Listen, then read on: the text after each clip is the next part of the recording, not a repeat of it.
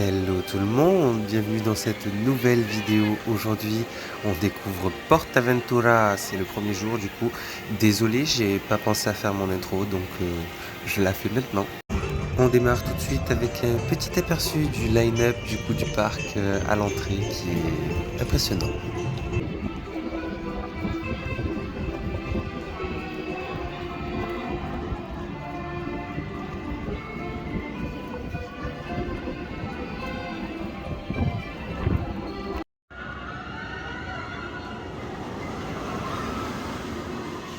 Première attraction du jour avec Furious Baco, une découverte sensationnelle et très rapide.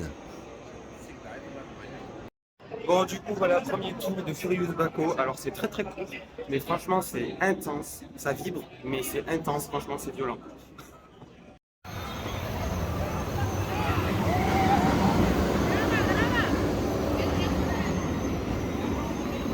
Bon, du coup, par contre, comme prévu, les opérations sont merdiques. C'est très long. Il s'écoule plusieurs minutes entre chaque départ. Enfin, c'est hyper long. Il y a beaucoup de gens qui sont déçus. J'entends parler autour de moi là qui disent franchement c'est trop long. Franchement, on est sur des temps d'attente entre 1h20, 2h, des trucs comme ça. Alors heureusement que j'ai un pass. Sans pass, franchement, je vous le dis, c'est même pas la peine.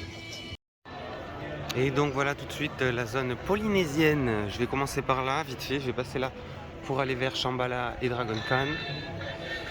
Et puis on verra comment ça se passe. De toute façon, aujourd'hui, j'ai un pass pour faire un tour dans chaque attraction. Je vais juste voir comment c'est, histoire de tester un petit peu tout ce qui se fait. Et puis demain, je chain riderai sûrement les meilleurs. Voilà. Je précise qu'il faudra attendre du coup le deuxième jour pour les attractions aquatiques de la zone polynésienne parce que je n'ai absolument rien fait le premier jour. Et voilà du coup arrivé dans la zone Chine avec toutes les grosses attractions comme Dragon Khan et Shambhala qu'on va découvrir tout de suite. Avec un premier aperçu du coup des deux grosses majors du parc avec Dragon Khan qui démarre tout de suite devant nous.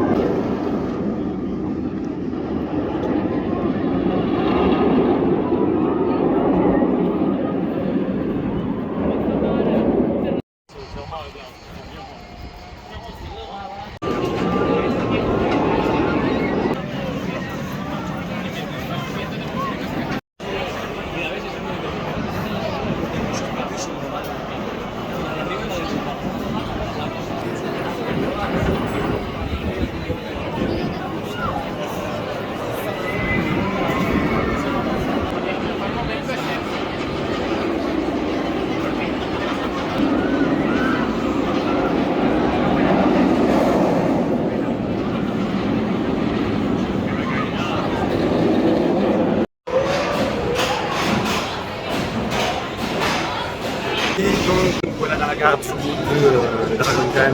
Je vais faire au troisième rang, donc on verra ce que ça donne. J'aurais bien aimé être au fond, mais tant pis quoi. Donc voilà, sortie de Dragon Khan. Contrairement à ce que j'ai pu entendre, oui c'est très intense, c'est vrai qu'il y a beaucoup de jets, pas beaucoup d'airtime, mais par contre c'est très fun et je pense qu'on peut à l'aise le tenter 2-3 fois de suite sans avoir forcément de problème derrière. Une très bonne surprise. Et maintenant direction Shambhala parce que évidemment il y a l'attraction à faire, donc on va voir ce que ça donne.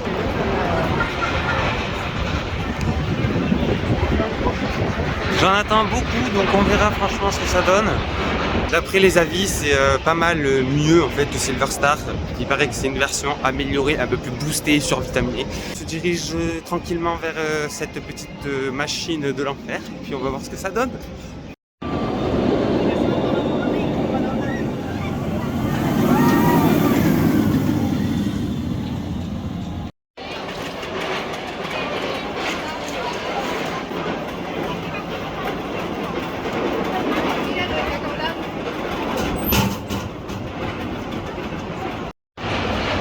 très belle surprise. J'adore quand on arrive comme ça et qu'on voit tous ces pylônes entrelacés de tous les côtés. C'est assez impressionnant. Avec les deux grands mythes qui s'entremêlent et qui sont sur le départ, c'est franchement excellent. Presque synchronisé.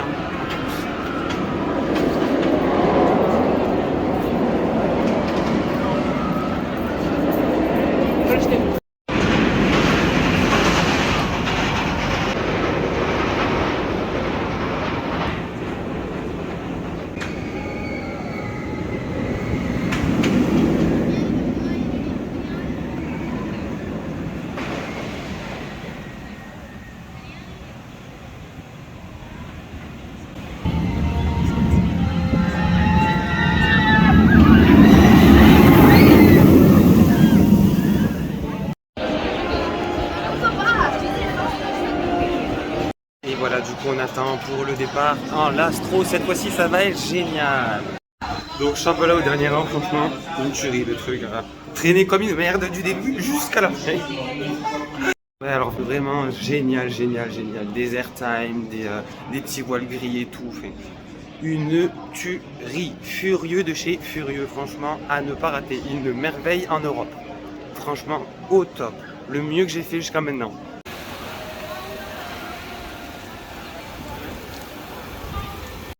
Et c'est parti du coup pour le Tren de la Mina, El Diablo.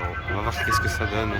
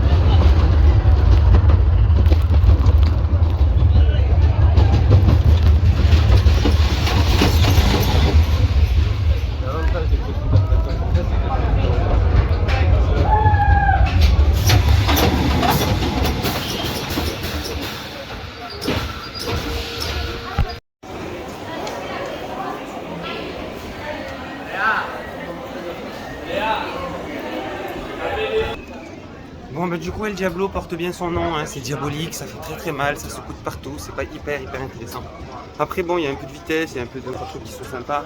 Les interactions avec le flume d'à côté, elles sont pas mal aussi, mais c'est un peu douloureux quand même. Hein.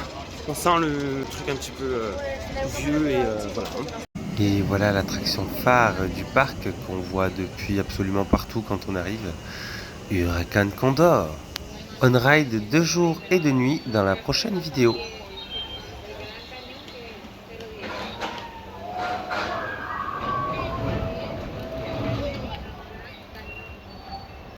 Donc voilà la suivante, Huracan Condor. Je suis pas très à l'aise avec ce genre d'attraction, mais bon, on va le faire quand même, on va voir. Bon, sortie de Huracan Condor, par contre, il y a une file single rider, n'y allez pas. N'y allez pas parce que moi j'y étais, j'ai attendu 1 heure. Il y a un mec qui était devant depuis 40 minutes qui n'avançait pas d'un poil. Et si moi j'ai avancé dans la file, c'est juste parce que les gens en avaient marre d'attendre et qu'ils se barraient. Donc à un moment donné, single rider de merde, j'ai dû faire du queue jumping et passer dans la file normale pour passer quoi. Sinon je passais pas et j'attendais encore 40 minutes. Quoi. Donc du coup, l'expérience elle est top, mais l'attente elle est trop longue. Franchement, je vous déconseille, c'est horrible. Bon et puis maintenant on va essayer ça.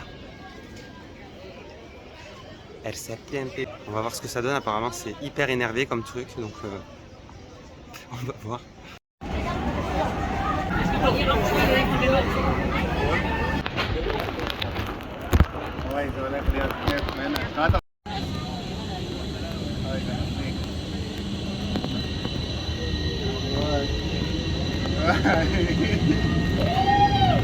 Ouh là là, ah ouais, c'est énervé déjà là.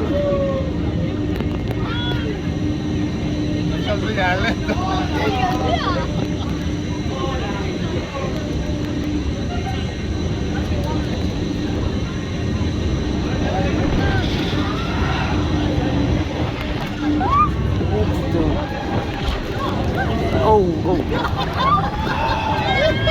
Oh là là, ah oui c'est ah. Oh, oh. Oh, oh putain. Oh.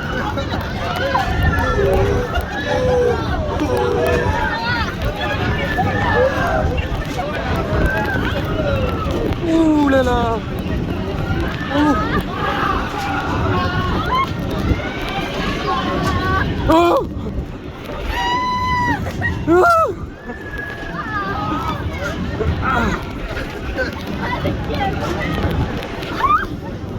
Alors effectivement c'est un petit peu énervé comme appareil, n'est-ce pas? Ouh. Oh. Bon alors franchement ce petit serpent, excellent, je vous le recommande franchement si vous avez 5 minutes et qu'il n'y a pas trop d'attente, c'est excellent. Ça paraît pas comme ça mais franchement c'est énervé, c'est rapide, franchement ça fait des bonnes petites sensations, très sympa. Bon ce truc là franchement déconseillé, hein, c'est claqué au sol, ça se met juste à la verticale, ça tourne un petit peu, ça dure pas longtemps, ça fait pas de sensation, nul. Et c'est parti pour la découverte du petit Tomahawk avant Stampida, voilà, qui vient de passer. Donc on va voir comment ça se passe.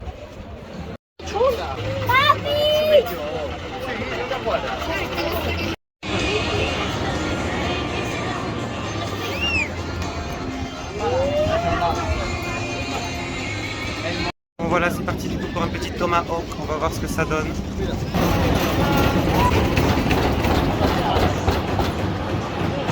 C'est la petite montagne russe avant la grotte.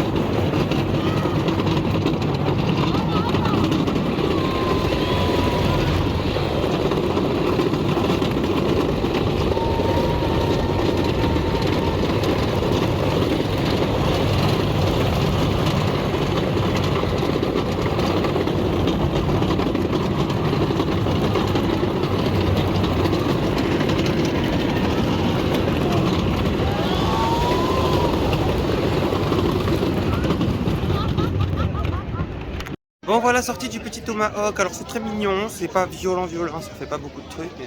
Mais c'est très mignon, cela dit. Puis il y a des interactions un petit peu avec le Stampida d'à côté qui sont assez sympathiques. Et voilà, que dire, ça peut être sympathique pour une petite découverte des montagnes russes, je pense au jeune public. Après, bon, même en tant qu'adulte, entre guillemets, c'est hyper sympa à faire, franchement, c'est rigolo. C'est parti pour Stampida. Donc le petit wooden coaster du parc ouvert en 97 et qui fait son âge tellement il est violent. Et toujours pareil, comme je l'ai dit, je ne devais pas faire d'un ride, mais j'ai fait un ride qui apparaîtra dans la vidéo suivante.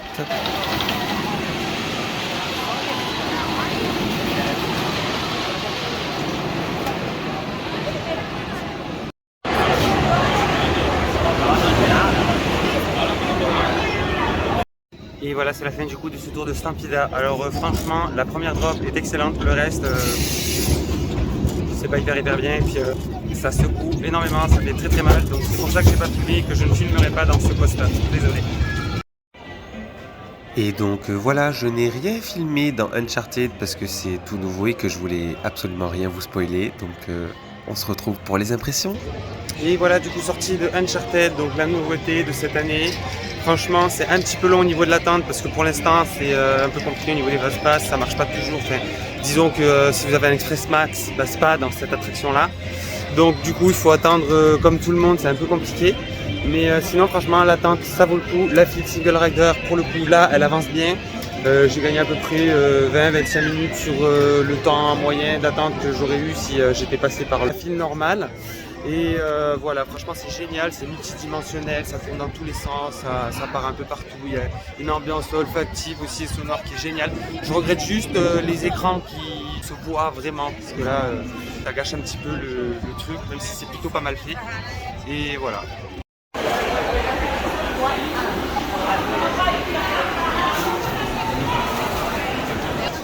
Et voilà, c'est parti pour un petit Silver de la River. On va voir du coup comment ça se passe. Voilà, c'est des petites bûches.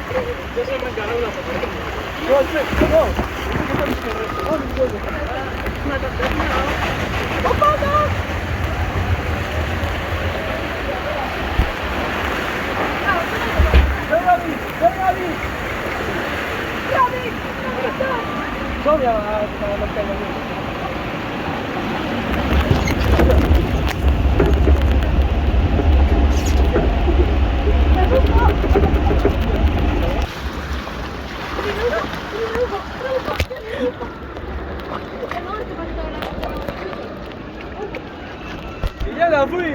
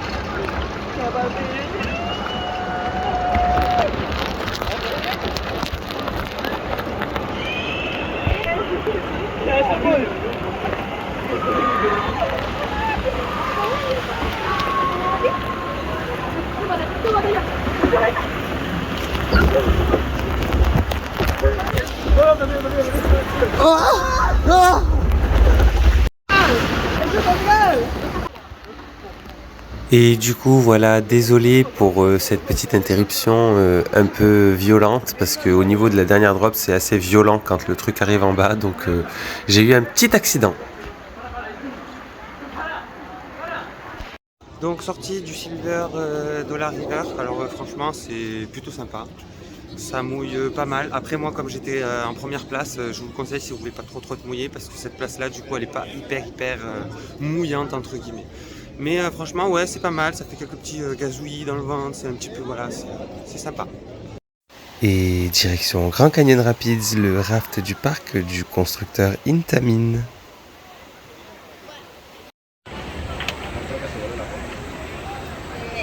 Il était parti pour un petit tour de Grand Canyon Rapids.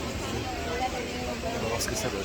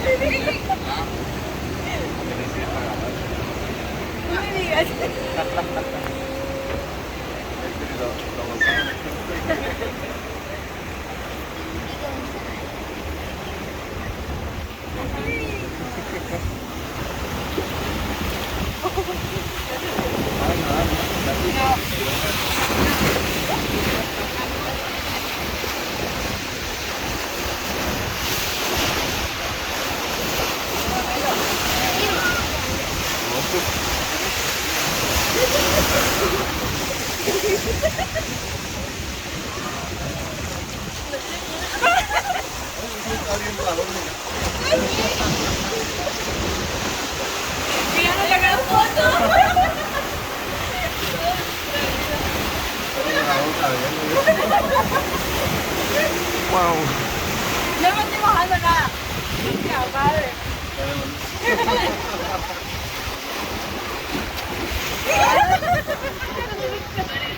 El que viene necesita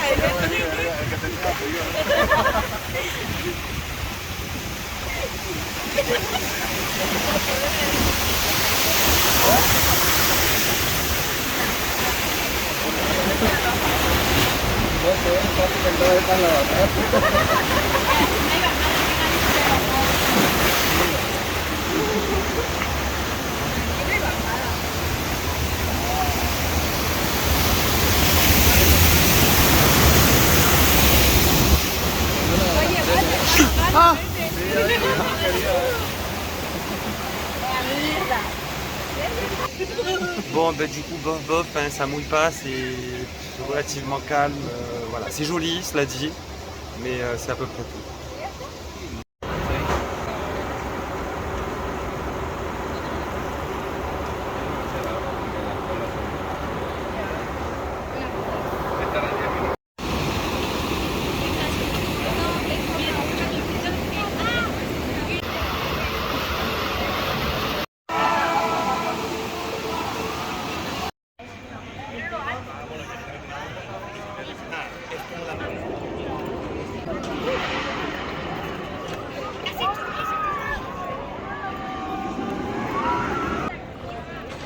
Et voilà, petit tour à Ferraryland juste pour faire Red Force du coup parce que c'est la seule chose qui est intéressante dans ce parc. Et puis voilà, donc on verra ce que ça donne. Je suis pas hyper pressé parce que pour moi c'est juste un strata comme les autres, c'est pas hyper intéressant, mais on verra.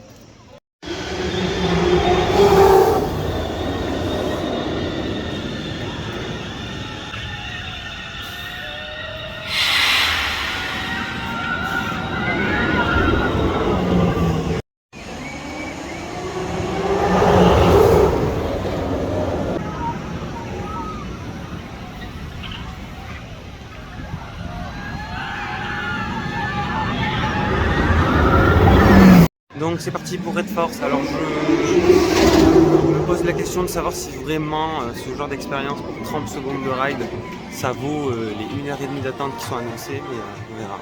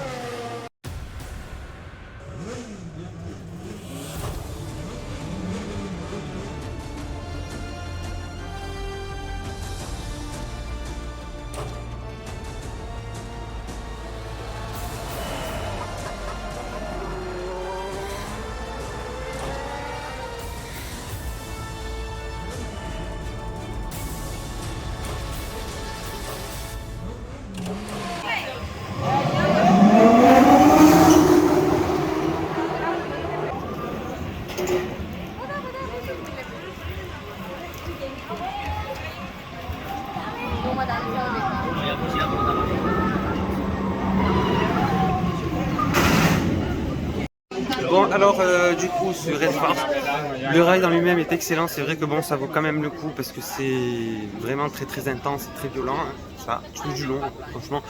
Par contre les single riders encore c'est géré avec le cul, mais vraiment avec le cul.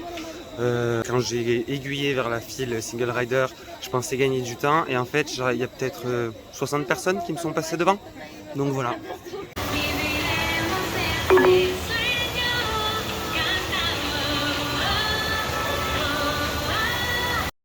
Et voilà, du coup c'est terminé pour ce premier jour de découverte de PortAventura World et de Ferrari Land aussi. Du coup j'ai fait les deux en une seule journée. Alors franchement les attractions sont top, les opérateurs il y en a qui sont bien, il y en a qui sont mauvais. Sur les majors, donc sur les grosses attractions, la plupart du temps c'est bien géré. Les trains ils partent rapidement quand même, enfin c'est bien, ça envoie bien.